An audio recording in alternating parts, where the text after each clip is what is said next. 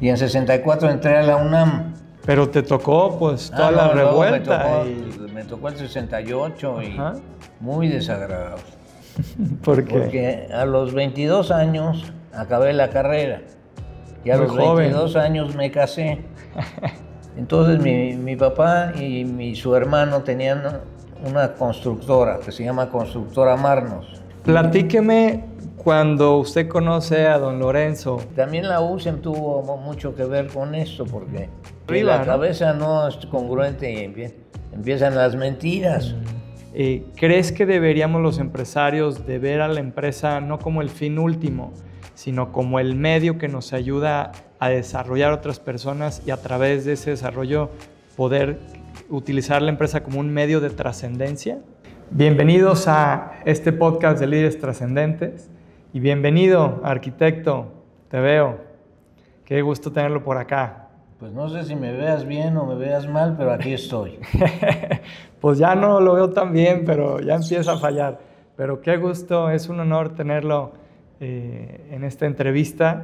Y pues me gustaría, como siempre, iniciar pues, esta plática que nos comparta un poco cómo fue su infancia, que nos platique dónde nació y cómo eran aquellos tiempos. Yo nací en la Ciudad de México en 1946.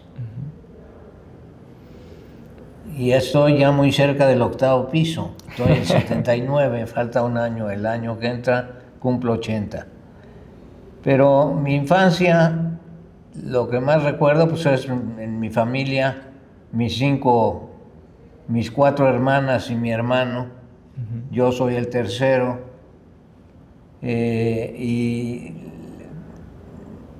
mi escolaridad fue en el Instituto Patria, que eso es muy importante. ¿Por qué? Con los jesuitas.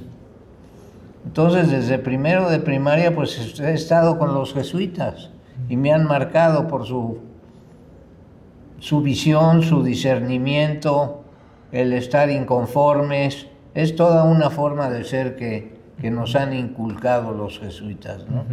Entonces, desde que yo me acuerdo, el esfuerzo para llegar a ser congregante mariano en el Patria me costó mucho trabajo. Y me acuerdo que había un padre bastante refunfuñón que se llamaba el padre Justiniano, que me dijo, bueno, te lo doy porque has sido demasiado insistente, pero no te lo mereces. Cosa que me molestó. Yo tenía 11 años, entonces bueno, pues empiezo uno a aprender que no todo es sencillo, y más en el aspecto religioso, se complica. Pero eso a mí me marcó y en el colegio, desde el principio, fui muy deportista. Jugaba básquetbol. Era capitán de la selección.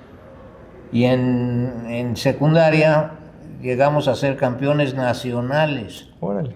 Y yo era el capitán, cosa que me dio mucho, pues, la concepción del trabajo en equipo, del motivar a la gente, de verdaderamente hacer un equipo, ¿no? Y eso lo viví intensamente. La disciplina. La disciplina. Déjame contarte. Tenía yo una canasta de básquetbol en mi casa. Entonces estaba yo en esas épocas, en tercero de secundaria, muy disciplinado. Estudiaba 1 hora y jugaba 1 hora básquet. Todos los días. No, 1 hora y luego otra hora y otra. Total, eran como 3 horas diarias de básquet y 3 horas diarias de estudio. Y eso me dio, pues, jugando tanto, pues ya nada más faltaba que no fuéramos buenos, ¿no? Y entonces me ayudó a tener confianza en mí mismo y a superarme y a ir con el equipo y lo logramos, ¿no? Me acuerdo el último partido fue contra Chihuahua, porque eran por estados, etcétera. Pero era el nacional de básquetbol, no nada más de los jesuitas.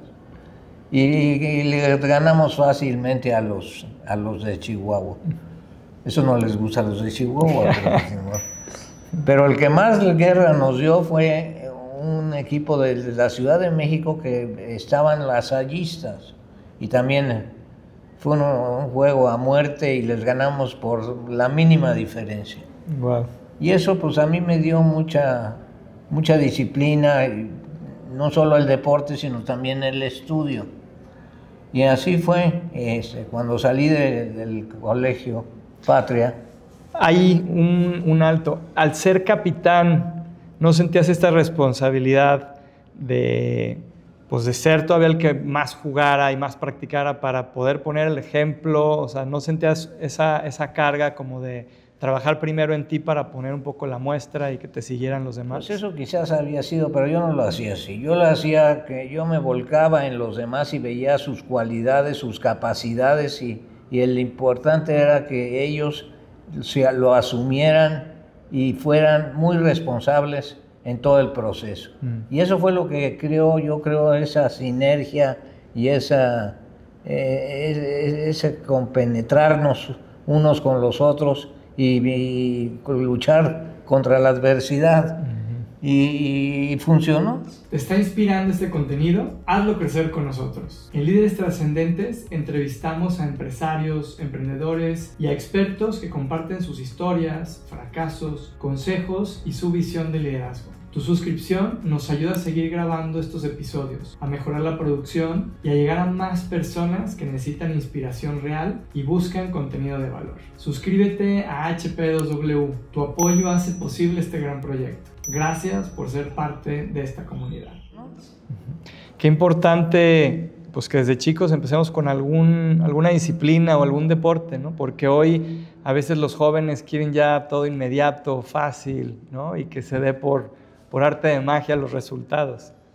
Pues sí, y fue todo. En la prepa seguí jugando básquetbol.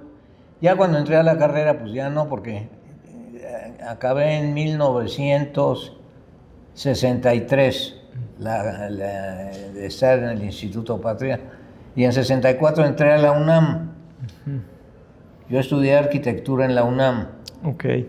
Y me tocó del 64 al 68 y me tocó todas las broncas. Revueltas, sí. Me tocó tener que tomar la escuela para que no destruyeran los que llamábamos los troscos, que iban de escuela o facultad a destruir. Entonces hicimos unas guardias, nos organizamos con grupos de estudiantes de arquitectura y siempre estuvo vigilada la escuela. Y a mí me tocó tomarla. Tomarla fue ir a ver al director de la escuela y decirle, bueno, pues lo que queremos es proteger la escuela, todos queremos que nos dé la custodia. Y estaba muy impactado porque fui con un grandote que estaba vestido de miliciano y se asustó y me dio las llaves y se fue. Ok, pero te tocó pues toda la revuelta. Me tocó el 68 y muy desagradable. ¿Le tocó estar en...? Claro que me tocó estar. Y y con toda esa situación procurimos no enfrentarnos cuando se tomó la universidad por parte del ejército, que fue, y tuvimos la oportunidad de tener algo de información y entonces ese día no fuimos cuando entró el ejército. Wow. Y como el ejército cuidaba bien las cosas, no nos preocupó. Al día siguiente llegamos y volvimos a asumir la responsabilidad de cuidar la Escuela Nacional de Arquitectura, ¿verdad? Y yo en la escuela era representante técnico ante el consejo técnico de la escuela. Me eligieron los alumnos, entonces desde esa época pues ya empecé a involucrarme en el liderazgo y en el tomar posiciones, y era yo el representante de los alumnos en el consejo técnico de la escuela. ¿Y qué aprendió a raíz de toda esta problemática que se vivió ahí en el 68 en la universidad? ¿Cuál fue su mayor aprendizaje de todo ese conflicto? Primero que hay que tener mucho cuidado y no puede uno andar... Tienes que cuidar tu vida porque estás arriesgando las cosas. Entonces, porque muerto no sirves para nada. Claro. Entonces tienes que estar vivito y coleando y tienes que estar donde tienes que estar. Y entonces en la Escuela Nacional de Arquitectura en esa época había muchos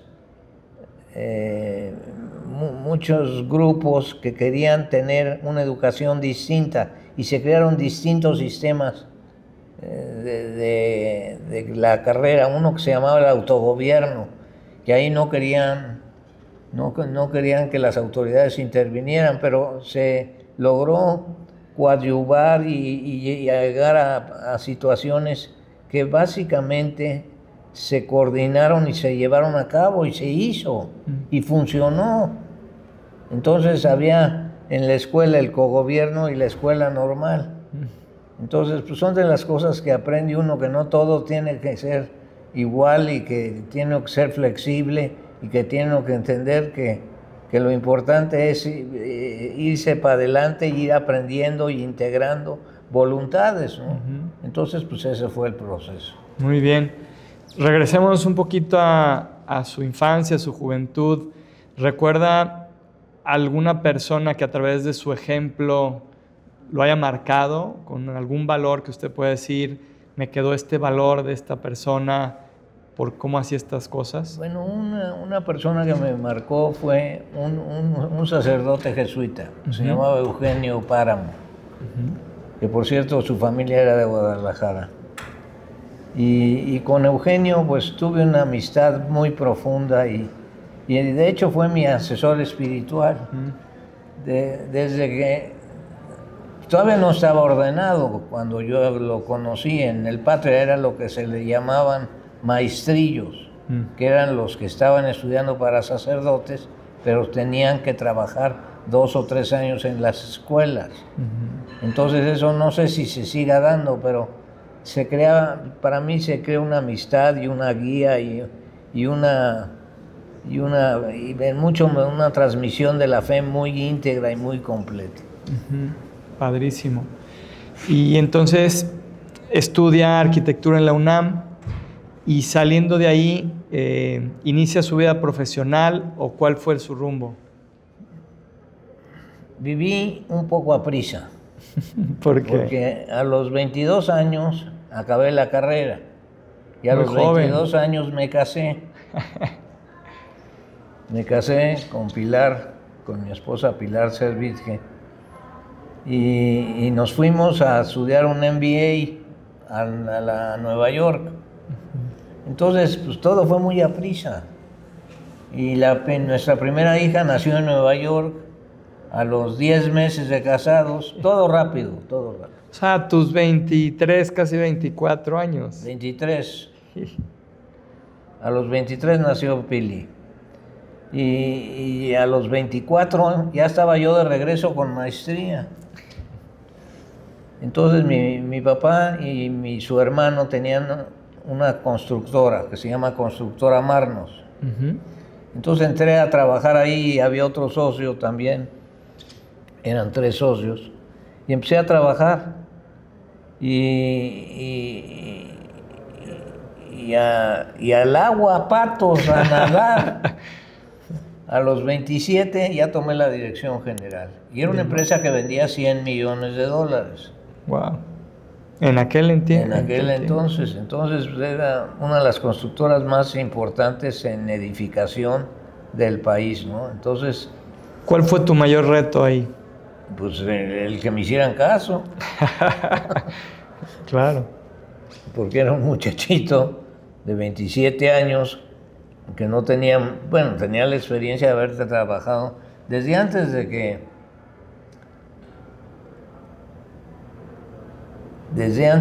que me hiciera yo responsable de Marnos.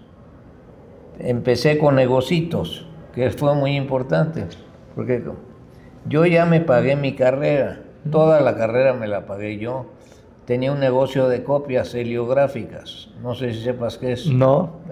Los planos los metías los planos se hacían en un papel que se llamaba albanene, medio transparente.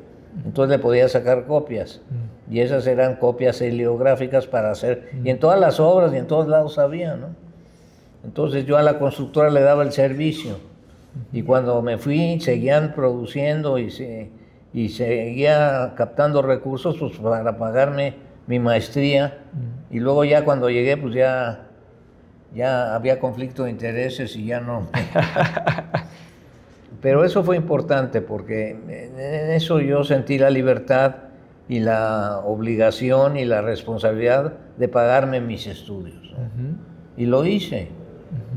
Luego me casé, una inconsciencia porque a esa edad, pero pues, cuando hay un amor tan fuerte y grande y tiene uno seguridad en sí mismo, pues se avienta uno y a nadar y no hay que andar preocupado por si sale uno. Claro que sale uno, ¿no? Y ese convencimiento de que las cosas salen, pues lo he llevado en todas las actividades que he desempeñado, ¿no? ¿Y cómo es que tu padre a los 27 años dice, te toca? Es que mi papá era un personaje muy completo en aspecto de educación, de cultura, pero de negocios no entendía mucho. Y para abrir puertas, yo le decía en la empresa, necesitamos una reunión con fulano de tal, y a los 2 días ya estaba la reunión. Era un hombre de relaciones públicas extraordinario. Entonces, con su hermano, que su hermano era 15 años menor que él, y era 15 años mayor que yo. Okay. Entonces empezaron a haber conflictos ahí, y entonces empecé yo a intervenir, y un buen día me dice mi tío, o me compras o te compro. Eso fue a los 27. Entonces hice mis cuentas, vi cómo estaba la situación y le dije, te compro. Y le compré con plazo, le pedí plazo, le pedí 2 años, 2 años y medio de plazo. Le firmamos pagarés y arrancamos. Y entonces en ese momento entra mi hermano mayor que no estaba en la empresa. Entonces me dice mi papá, óyeme, hay que traernos a Nicolás. Bueno, papá, pero aquí el director general soy yo. Yo ya llevo aquí en la batalla 5 años. Claro, y tú te aventaste el yo tiro. Me aventé, yo hice la negociación, sí. Yo acordé, y ya. Y ahí empieza el proceso. Duré 36 años de director general de Marnos. Ok. 36 años. 36 años. Y seguramente te tocó alguna de las varias crisis. ¿Alguna? Todas. Echeverría, López Portillo, bueno. Ya era el pan de cada día. Cedillo, bueno, Cedillo, no, bueno, y en esos procesos, en la empresa constructora es muy volátil, es muy difícil consolidarla, pero a través de yo diría de la consistencia y persistencia y el sentido del logro, lo pudimos hacer, ¿no? Y tuve eso, 36 años después, le pasamos el negocio a mi hijo y a mi sobrino, que lo están manejando desde hace, ahorita ya 16 años. Ok. A los 65... Ya les toca. Ya les toca. Bueno, seguimos en el consejo, ¿no? Pues te tardaste, era para que se los hubieras aventado a los 27, como a ti. El tiempo y sus circunstancias. Claro. Y entonces, en materia de negocios, tenía el respaldo absoluto de mi papá. Entonces él confió en mí y eso a mí me dio una gran seguridad. Ya, pues, si mi papá confía en mí, pues se ve que puedo o no puedo. Claro. Y luego también viene la intervención de un personaje en mi vida muy importante, que es mi suegro. ¿Quién es su suegro? Díganos. Lorenzo Servitje. No más. Papá de Pilar, y entonces, pues, él me tenía mucha confianza y yo le tenía más. Platíqueme cuando usted conoce a don Lorenzo, cuando empezó a andar con cuando su empecé hija. a andar con Pilar, me lo pintaban como un ogro. ¿Ah, sí? No, hay que tener cuidado con mi papá. Total, un día, en una cena en su casa, me tocó y le dije, pero ¿cuál problema? Si es muy claro y muy tranquilo y muy... Ahora, duro que era, duro. Y entonces empecé en toda la cuestión esta de principios y valores aplicados a la empresa, pues he tenido al mejor maestro. Claro. Y él me fue involucrando en todo, me hizo consejero de Bimbo, fui 40 años consejero de Bimbo. Wow. Dirigí el Comité de Finanzas y Planeación 22 años, entonces estuve metidísimo, nunca trabajé en Bimbo. O sea... ¿Solo como consejero? Solo como consejero. Pero tenía mucho conocimiento de la empresa, pues tantos años y tantas cosas que no sucedían y que sucedían. Y entonces ahí fui aprendiendo y sobre todo toda la aplicación del pensamiento social y de la cultura de la empresa. Platíquenos un poco de esa parte, porque don Lorenzo y Bimbo pues, han sido pues, pieza fundamental en el desarrollo de esta cultura empresarial más humana y social, ¿no? Don Lorenzo, cuando cumplió, no me acuerdo, 60 años o algo así, dijo, yo ya voy a trabajar medio tiempo nada más en la empresa. Y el otro medio tiempo se lo voy a dedicar a mis cosas. Y sus cosas era el pensamiento social cristiano. Entonces, él ya había dejado como legado toda la cultura en la organización a través de muchos cursos. El curso de bienvenida, y en todo se daban principios y valores. Y el curso de formación, el curso de superación personal, que ese lo tienen que tomar todavía todos los... que es una especie de un retiro espiritual, que está enfocado a la persona a la familia a la sociedad, pero y al final del proceso se manifiesta la trascendencia de lo que es ser persona y de la dignidad de la persona. Entonces, el pensamiento social cristiano, la piedra angular es el respeto a la dignidad. Somos únicos, ¿no? Irrepetibles y valiosos, todos igual. Todos iguales. Entonces eso te da, y tienes que tratarlos así, la famosa regla de oro, con justicia, con confianza, con afecto. Entonces, es importante que eso permee y que se vuelva, yo digo, un caldo de cultivo, en que eso se dé en la organización, porque entonces se puede hablar con la verdad, y si se habla con la verdad ya construye sobre hechos reales y no sobre supuestos, porque empiezan a decirte mentiras, pues ya no sabes dónde estás parado. Entonces eso es importante, ¿no? Es importante tenerlo muy claro y muy aplicado al proceso. ¿Y usted fue viendo estos cambios dentro de la organización de Bimbo conforme él iba implementando cada vez estos cursos? También la USEM tuvo mucho que ver con esto, porque teníamos equipos de estudio, y en un equipo de estudio que tenía yo a dos compañeros que nos hicimos socios, cómplices, etcétera. Uno fue Juan Murguía, que ya murió, que era él el presidente de la Afianzadora Insurgentes. Su historia es muy curiosa, porque se muere su papá a los 27 años que él tenía y toma la dirección. Y era la afianzadora más chiquita del sistema. Y 10 años después era la más grande con mayor participación. Wow. Y el otro era Agustín Irurita. Entonces los tres y otras personas teníamos un equipo que nos dedicábamos a estudiar las encíclicas y el pensamiento social cristiano. Y nos juntábamos cada 15 días. Pero la metodología era curiosa. Leíamos un capítulo y luego, bueno, ¿y eso cómo se aplica en la empresa? ¿Cómo lo aplico yo en mi empresa? Y así fuimos construyendo las culturas en las organizaciones.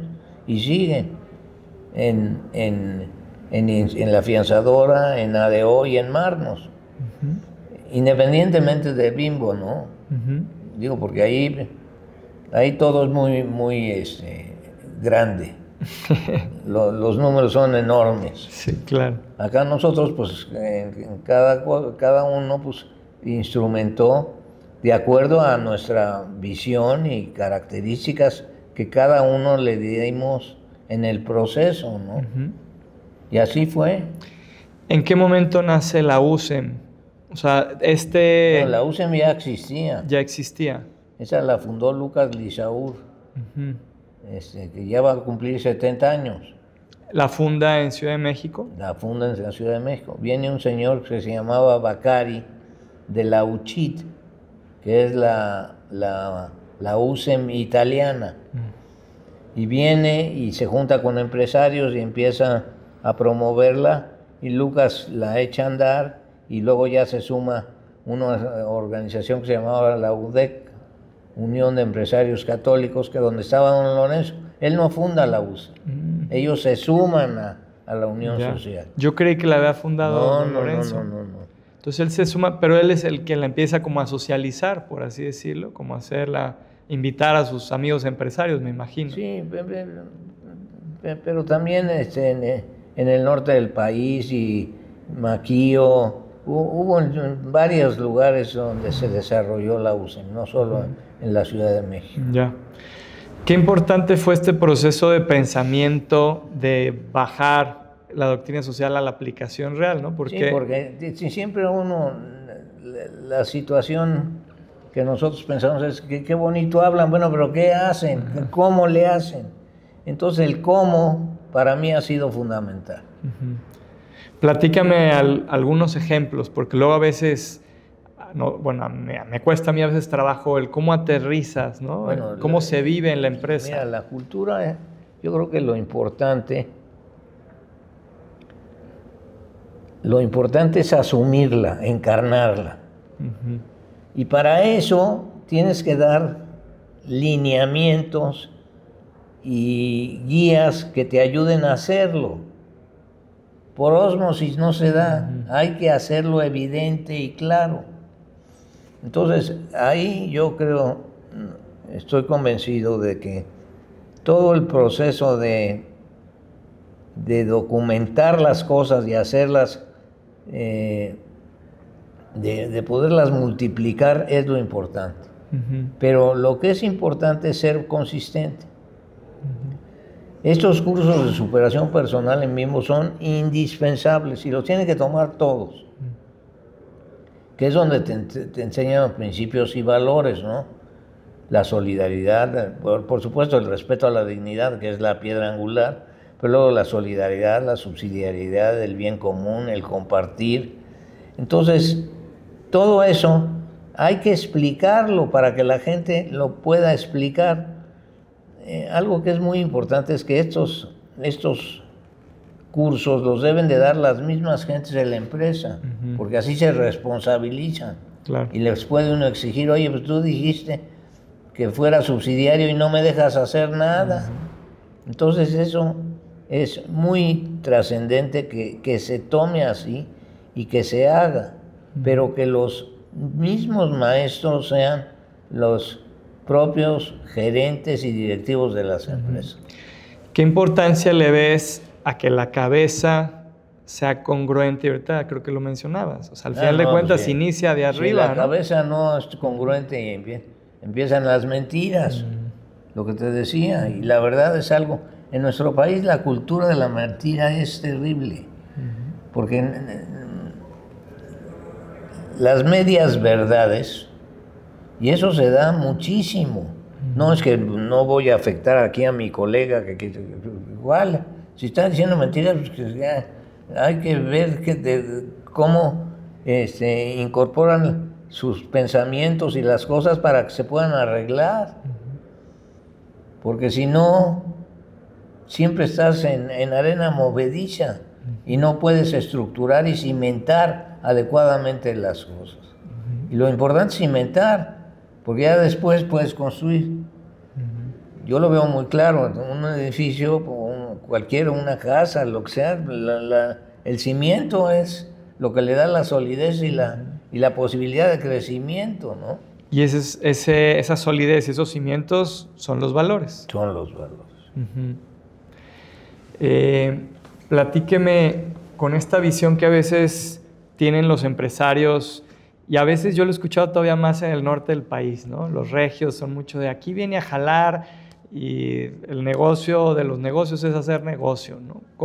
¿Qué les dirías a esos empresarios hablando de la rentabilidad de los valores? Bueno, te voy a contar lo de la rentabilidad de los valores, de dónde salió. En 2006 me eligieron presidente de Uniapac y yo tenía muy claro lo que teníamos que hacer, y es buscar una herramienta que nos pudiéramos medir cómo estábamos en la responsabilidad social dentro de la empresa. Entonces llegué con mucha ímpetu y energía a la primera junta de consejo de Uniapac, que fue en Santiago de Chile. Y entonces los planteé, y entonces me acuerdo muy bien que un holandés me dijo, pero José Ignacio, pues no perdamos el tiempo. ¿Por qué? Le digo. Porque en mi país eso ya está legislado. En Holanda eso está legislado y mejor vamos a estudiar cómo está la legislación holandesa y cómo la aplicamos. Bueno, yo dije, ahora sí, ya me quitaron el piso. ¿Y ahora por dónde? Pero gracias a Dios surgió un francés que le hizo una pregunta, oye, ¿y respetan a la persona? Bueno, no, esas tecnicalidades o tecnicidades, no, pues ¿lo respetan o no lo respetan? No, lo que es, no, pues lo que es no es. Entonces empezó la discusión. Y luego otro, bueno, y está compaginada con principios y valores. No. Entonces siguió la discusión y la conclusión fue que necesitábamos tener un documento centrado en la persona y con principios y valores. Y de ahí sale la rentabilidad de los valores. ¿Y cómo se hizo? Bueno, porque eso es muy fácil decirlo, y ahora cómo lo aterrizas. Entonces empezamos a discutirlo, y en las asociaciones, y en todas las asociaciones nos reuníamos cada 15 días a ver qué había avanzado Chile y qué había avanzado Argentina, fundamentalmente en Latinoamérica. Y entonces el director general era un francés que nos ayudó mucho en todo este proceso. Y por supuesto teníamos un jesuita excepcional que era el padre Duarger. Si te das cuenta, en ese documento el aspecto de espiritualidad es un poema. Y es muy corto, no. Yo le decía al padre Duarger, a ver, padre, y entonces llegaba con rollos, no concreto. Necesitamos ser pragmáticos y que la gente lo lea y profundice. Y de ahí viene eso. Y me decía, pero ¿cómo quieres que en 2 hojitas? Bueno, digo, ese es el reto. Y de veras lo hizo extraordinariamente bien. Entonces se fue construyendo, por supuesto, la persona humana, las 3 dimensiones del ser, tener y trascender. Entonces esas son las líneas estratégicas del documento. Y luego vienen los 8 stakeholders y haces la matriz, y entonces es de donde sale todo eso. Entonces ya, cuando salió la matriz, bueno, ya fanfarrias. Claro. Ya encontramos una forma de medir. ¿Cuánto tiempo les tomó? Pues como 1 año y medio. Y ya que estaba, como 2 años. Y al segundo año, que ya teníamos algo más o menos, tuvimos una sesión en Europa para que los europeos revisaran toda la documentación. Y fue una encerrona como de 3 días. Y entonces, por supuesto, hubo ajustes, etcétera. Pero eso consolidó y unió y le dio solidez a la estructura y a la organización. Y entonces se aceptó por todas las asociaciones. Entonces ya dijimos, vamos a publicar el documento. Y es una herramienta que la seguimos trabajando. Ahora le llamamos el protocolo de UNEAPAC. Y el protocolo de UNEAPAC lo acabamos de terminar hace como un año, con todo el cuestionamiento por cada stakeholder. Y son como 180 preguntas. Ok. Es en serio. Ok. Y entonces lo estamos instrumentando y ya por eso lo pusimos de UNEAPAC, ya lo presentamos en Filipinas, donde hubo un congreso mundial, y ya está en la plataforma Protocolo UNEAPAC y no cuesta, es gratis. Okay. Y lo puede hacer cualquiera persona puede aplicarlo y hacer su autodiagnóstico de su empresa. Y tú puedes analizar cómo estás con cada uno de los grupos de interés, de los stakeholders. Con cada uno. Buenísimo. ¿Cuál es el orden? Ahorita platicabas ser, tener, trascender, hacer. ¿Cuál es el orden? Porque a veces creemos que es hacer para tener y al final el ser y si me acuerdo el trascender. Yo creo que el primero es tener, porque no tienes, ¿no? Como en las pirámides de Maslow. Pues tienes que tener valor agregado, es lo que tienes que dar. Mira, la empresa tiene dos objetivos muy claros. Uno es generar valor agregado y el otro es el desarrollo integral de las personas. Esos son, no nos hagamos bolas. Le puedes poner 1000 cosas, pero eso es la esencia de una empresa. Si no generas valor agregado, pues, y si no desarrollas integralmente a las personas, pues, tampoco vas a consolidar y a estructurar y a hacer sólidas las estructuras. Entonces tiene que ser las dos, y como punto de partida siempre, para mí eso es muy importante. Pues te preguntan, bueno, ¿y qué hago? Bueno, a ver, primero entiende que son dos cosas. ¿Ok? Y la segunda, ¿cuál es más importante? Las dos son importantes. Las dos van de la mano, no es una u otra. Claro. No son opuestos, no. Que también hay que conciliar los opuestos, pero es otra cosa. Oye, y yo estoy convencido, porque a veces entramos en el discurso de que estamos haciendo empresa, pero yo estoy convencido que más bien la empresa nos hace a nosotros, o sea, nos forja, ¿no? Nos ayuda a crecer. ¿Crees que deberíamos los empresarios de ver a la empresa no como el fin último, sino como el medio que nos ayuda a desarrollar otras personas y a través de ese desarrollo poder utilizar la empresa como un medio de trascendencia? Yo estoy convencido. Pasamos más tiempo casi que en tu casa, que en la casa, en el empleo, en el trabajo. Entonces, el formar, tú decías que qué va primero, el tener, el ser o el trascender, pero yo digo que van en ese orden. Tener, luego ser y luego trascender. Ahora, el trascender es muy importante y no lo visualizamos. Es algo que yo lo tengo muy, muy claro, ¿no? ¿Cómo trasciendes? ¿Cómo construyes? ¿Cómo? A través de tu legado. ¿Y qué es eso del legado? ¿Para qué estás en este mundo? Cuando te pongan en una cajita, ¿qué te llevas? Todo el mundo dice nada, ¿no? ¿Cómo que nada? Te llevas, si hiciste bien las cosas, la satisfacción del deber cumplido y de que mejoraste a este mundo de alguna forma.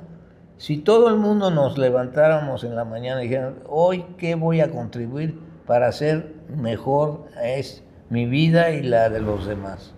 Bueno, sería otra cosa. Mucha gente dice, no, es que tengo que trabajar.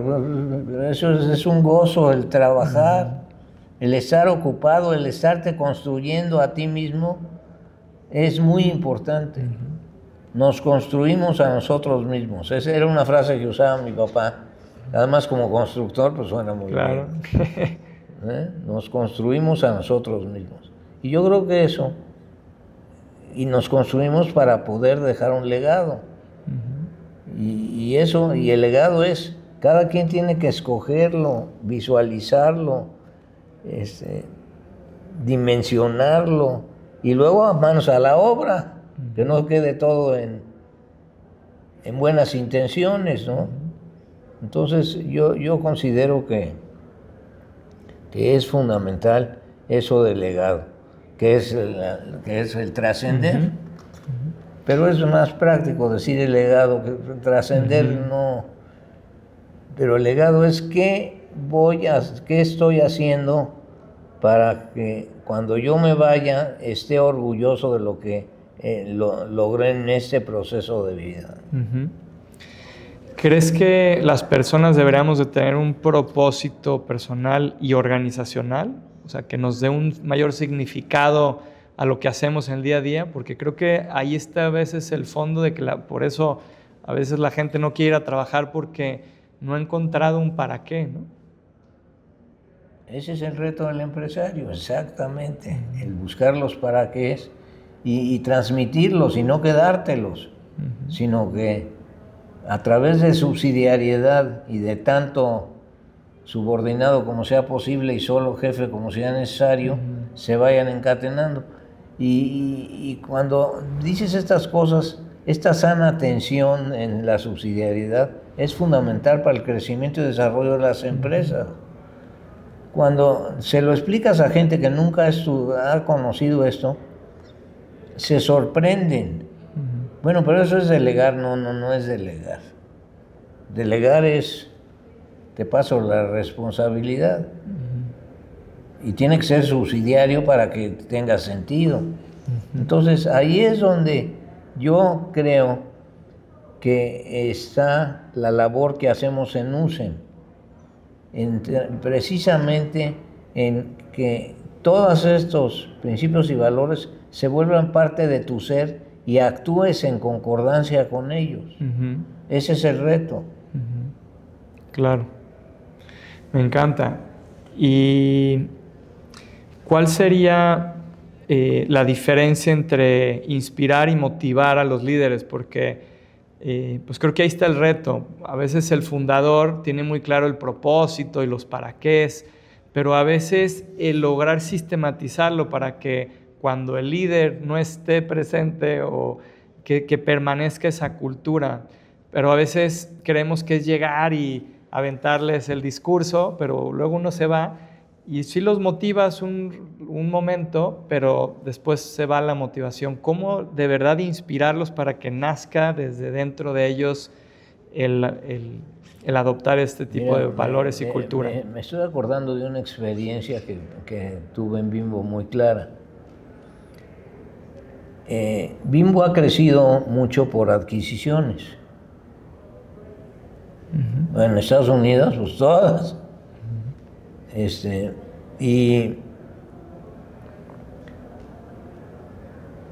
la cultura de todas las empresas pues, era lo más variable del mundo. Yo me acuerdo en alguna que llegamos y nos decían, los que llevaban trabajando ahí 20, 25 años, y los veías contentos y les decías, bueno, ¿y por qué están contentos? Pues ya se volvieron a vender, pues ya llevaban 4 ventas, ¿no? No, porque ya llegaron ustedes y ustedes no nos van a vender. Ustedes vienen para cuidar el negocio del pan, no son un fondo de inversión. Entonces dices, bueno, eso está bien. Ya que lo compramos y empezamos a operar, lo que tú dices, bueno, ¿y cómo transmites?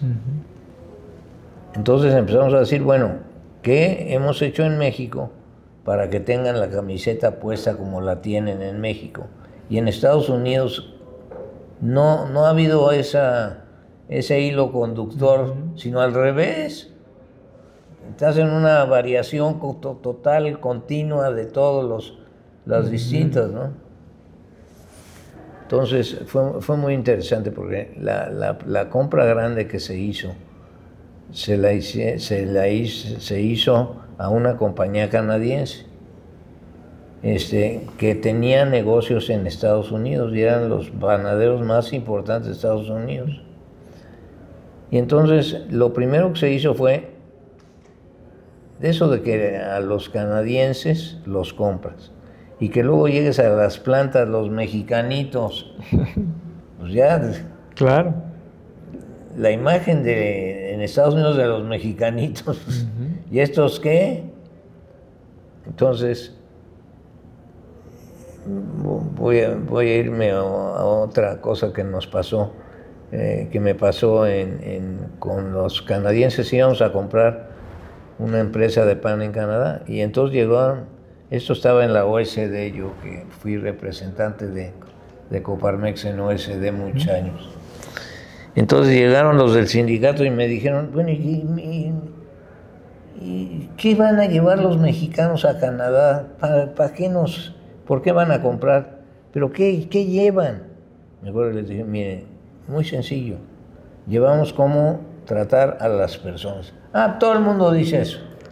Dice, sí, pero es distinto, porque eso lo instrumentamos a través de cursos y de participación continua en todos los procesos. Y me los encontré unos años después. ¿Qué pasó? No, pues tenía usted razón, me decía. Entonces, el tener la metodología de los cursos básicos para hacerlo también, y en Estados Unidos costó al principio trabajo para instrumentarlos. Querían me acuerdo participar. En una junta de consejo estaba el presidente de la compañía América de Bimbo, Estados Unidos, y le decía, oye, es que tenemos que empezar a transmitir los cursos. Sí, pero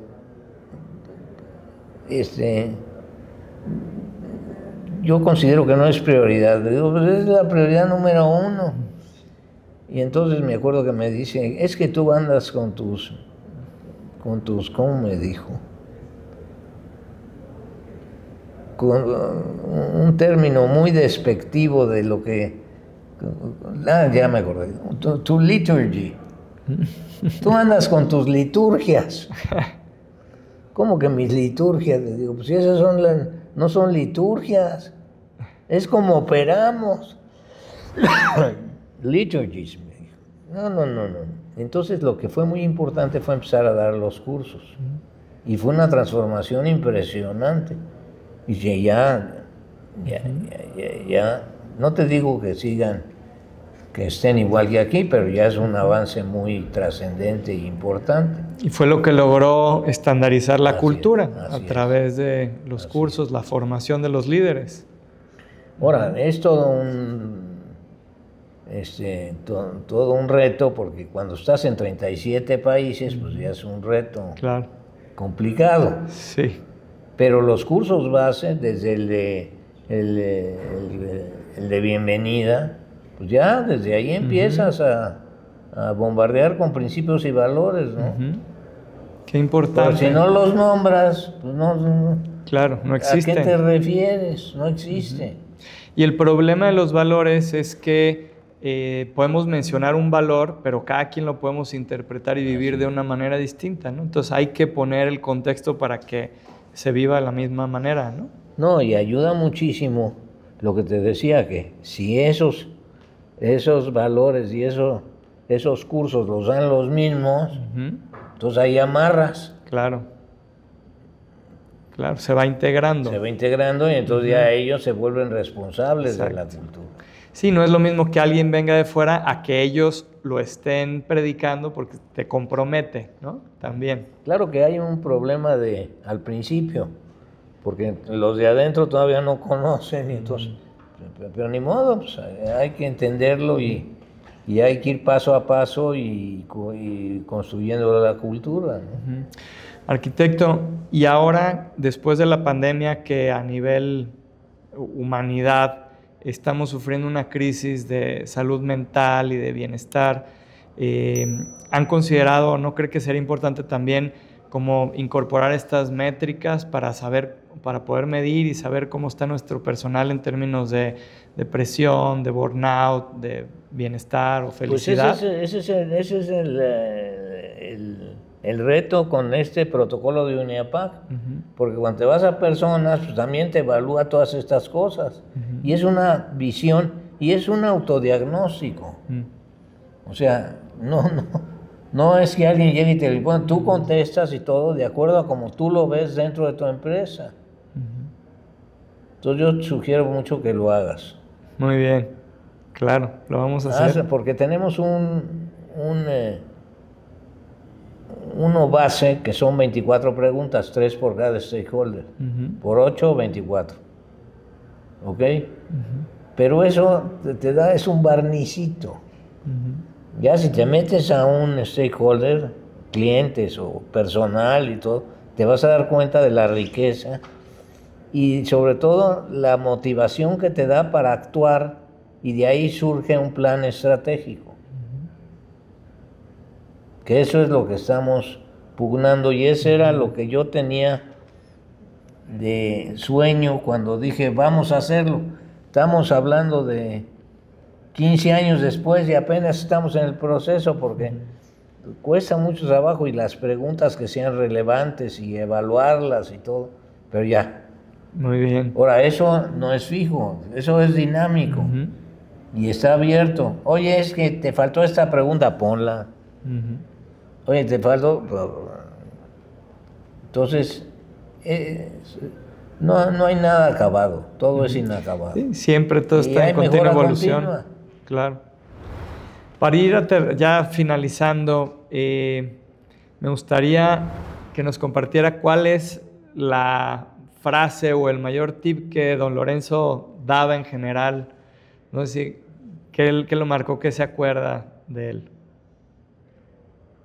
Pues sí, ha dicho tantas frases que... Pero mira, yo lo que creo que la fuerza de don Lorenzo era, como decía su cuñado y socio Jaime Jorba, decía, lo más efectivo que hacía Lorenzo, decía él, era sus manualitos. Le decía don Manualito, porque cualquier cosa hacía un manual para que se pudiera replicar. Entonces,